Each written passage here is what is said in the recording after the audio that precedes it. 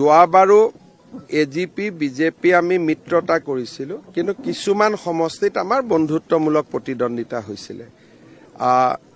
এজিপিৰ লগত ইতিমধ্যে আমাৰ আসন ভাগ বটোৱাৰ আলোচনা বহুখিনি আগবাঢ়ি গৈছে আৰু যদি কবাত দৰকাৰ হয় এটা দুটা সিটত আমাৰ ফ্ৰেণ্ডলি খেলাত কোনো আপত্তি নাই, কিন্তু সৰহ সংখ্যক সিটতে এজিপি আৰু বিজেপিৰ বুজাবুজি থাকি ভাবো যে মাঘ বিহুৰ আগতেই গণপৰিষদ আৰু বিজেপিৰ মিত্ৰতা চূড়ান্ত হ'ব। বিজেপিত প্ৰত্যেক বছৰে আমি মহিলাৰ সংখ্যা বঢ়াই যাওঁ, যুৱকৰ সংখ্যা বঢ়াই যাওঁ।